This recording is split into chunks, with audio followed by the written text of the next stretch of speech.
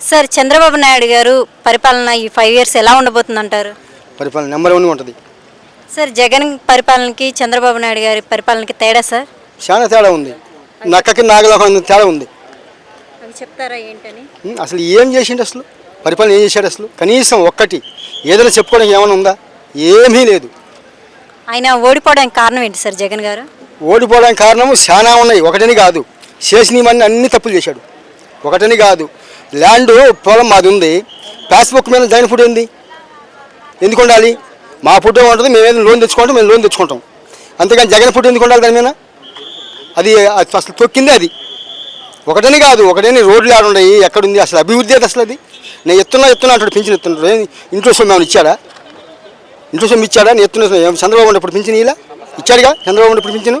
ఇప్పుడు ఏం ఇచ్చేది ఏముంది? సార్ పవన్ కళ్యాణ్ గారి గురించి ఏం చెప్తారు సార్?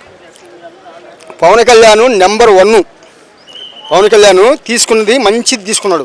అసలు 2019లో తీసుకుంటే అప్పుడు జగన్ వచ్చేవాడు కాదు, వీళ్ళు కూటమి వచ్చేది ప్రభుత్వం. అప్పుడు తీసుకోవడం తప్పు అయిపోయింది. లేకపోతే ఈ పాటికి ఉర్రతులు అయ్యేది రాజధాని.